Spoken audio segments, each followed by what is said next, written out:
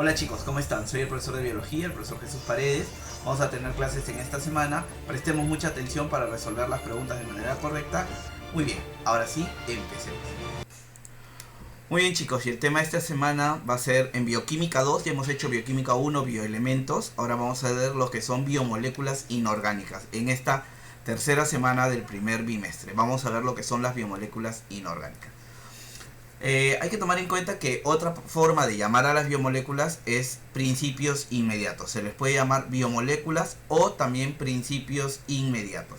Esas son las dos formas de llamarlas. Recordemos que las biomoléculas se van a formar por la asociación de los bioelementos. Los bioelementos primarios, secundarios, oligoelementos que hemos visto en la clase pasada.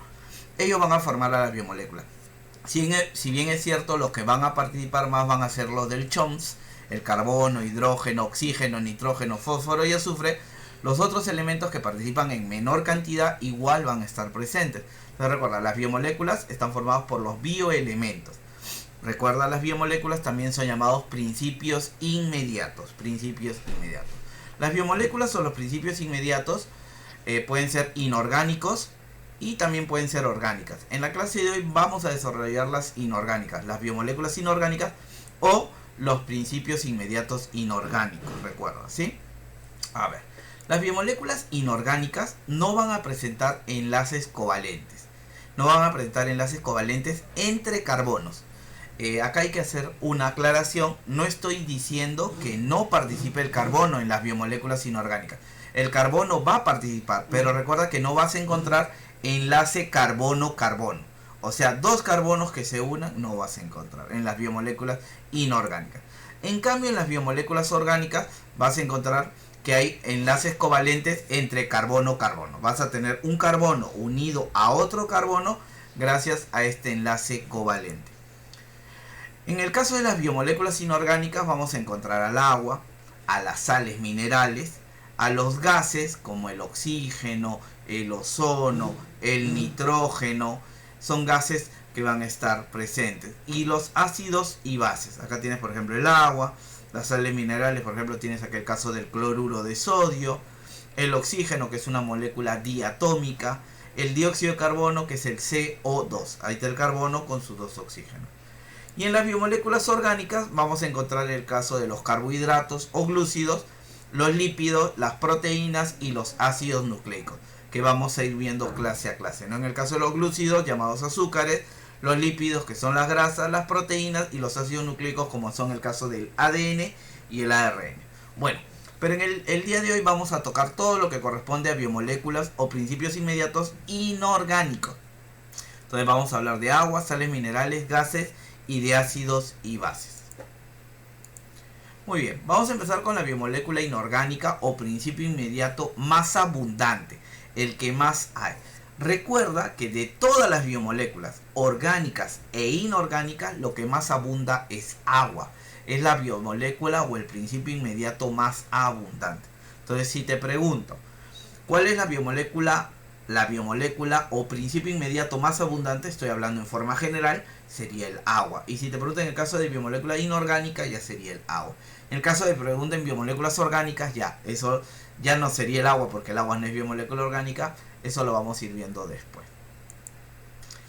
Es el compuesto más abundante en los organismos. En los organismos tú vas a encontrar que el agua se encuentra entre el 65% al 75%. Las 3/4 partes de algunos animales son agua.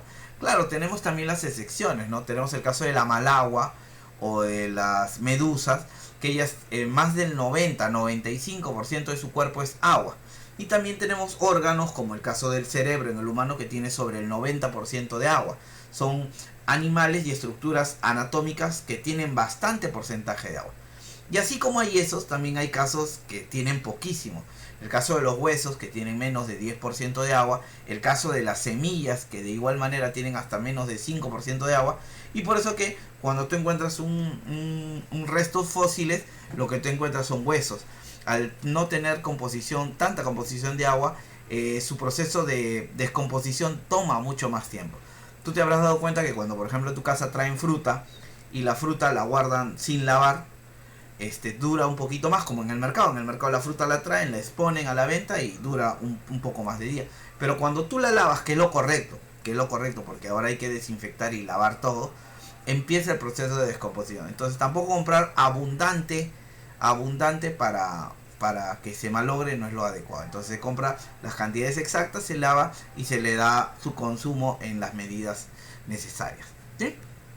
En la naturaleza, en el medio ambiente, vamos a encontrarle en un 75%. Las 3/4 partes del planeta es agua, recuerda, ¿sí? Las 3/4 del planeta es agua, ya forma en vapor de agua, en líquido o en estado sólido también, ¿no? En los glaciares, en los nevados tenemos eso.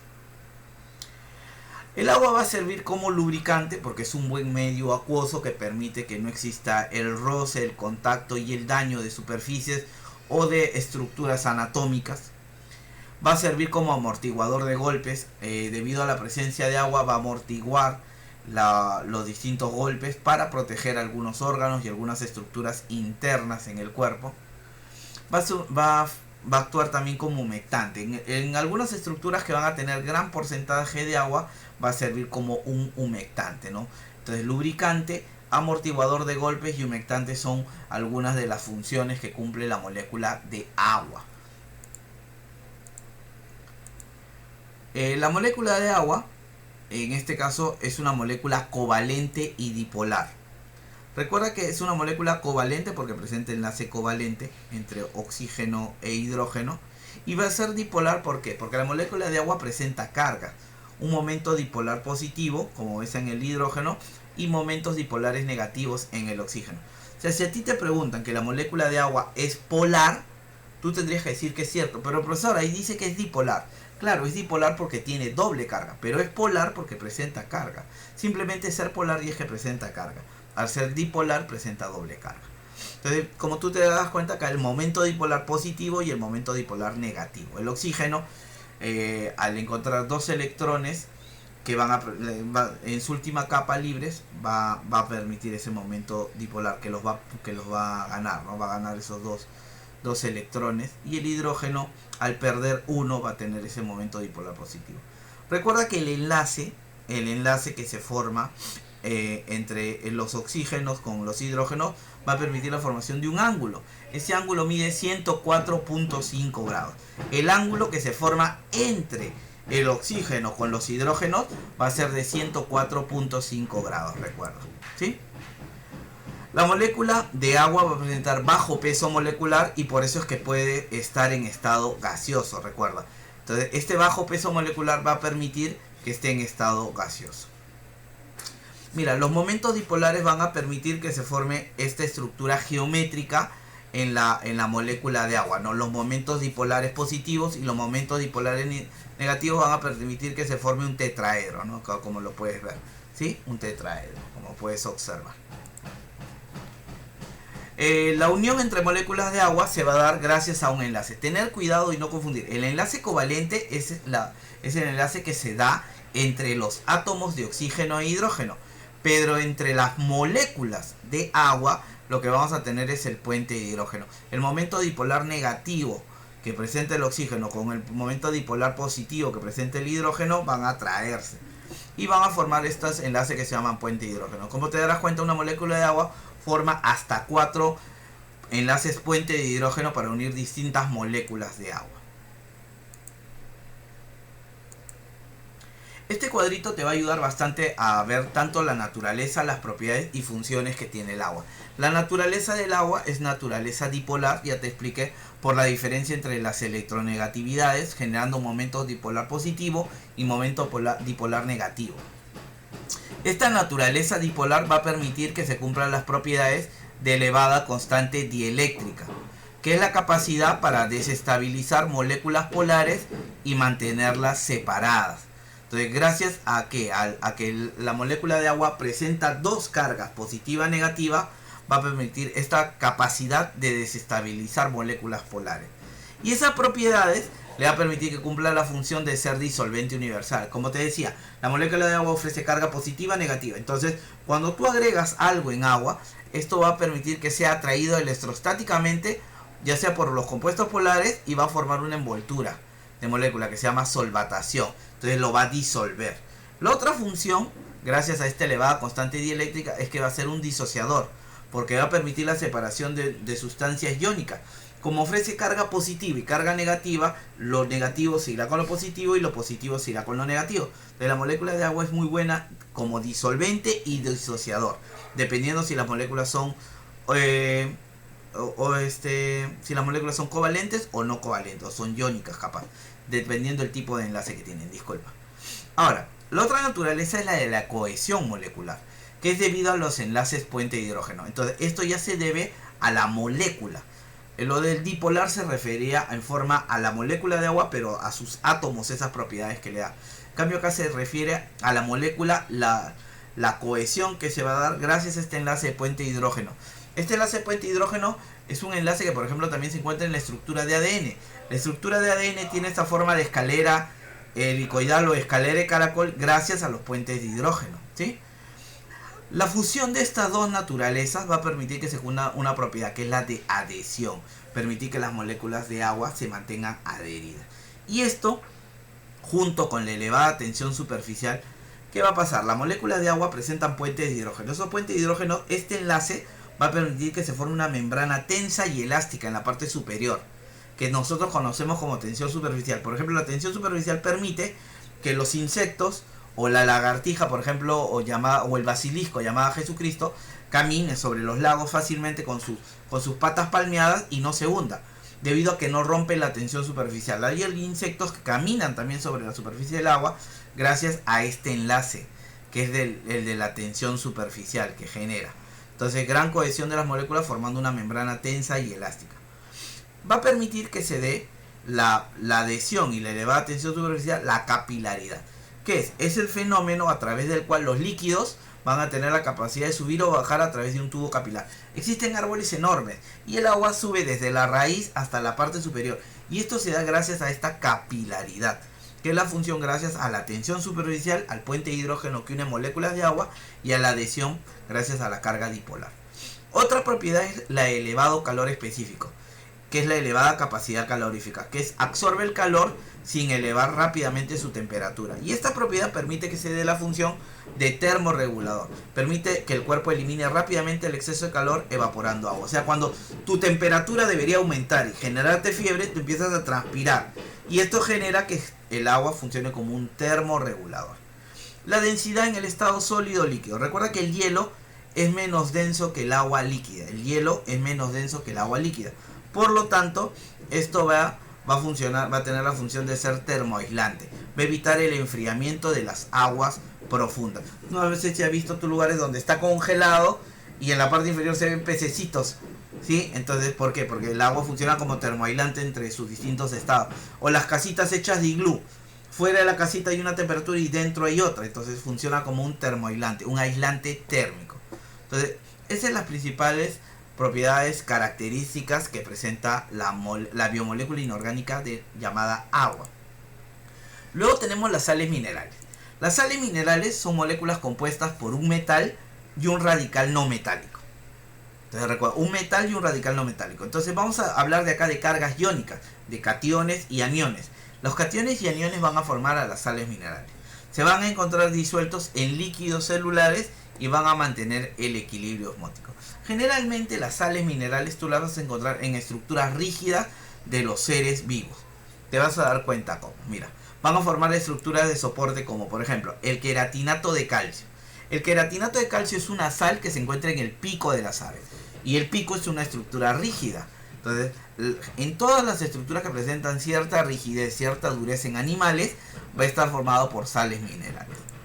También tenemos el caso del carbonato de calcio, que se encuentra en la cáscara de huevo y en la concha de moluscos. Tú has visto que se hacen pruebas de pastas dentales en conchas de mar, ¿no? Y eso se debe a que la concha de mar presenta carbonato de calcio y nuestros dientes también presentan una composición parecida a la del carbonato de calcio, por eso que se hacen pruebas con ellos. Entonces mira, tanto la cáscara de huevo como las conchas de moluscos, los picos de ave, estructuras rígidas, duras de los animales, tienen sales minerales. Los nitratos y los fosfatos que se encuentran en el guano de las aves.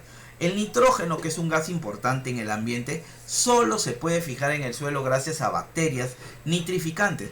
Y el nitrógeno es un elemento que nosotros eliminamos, desecho para nosotros. En nuestras heces, en la orina, se elimina nitrógeno.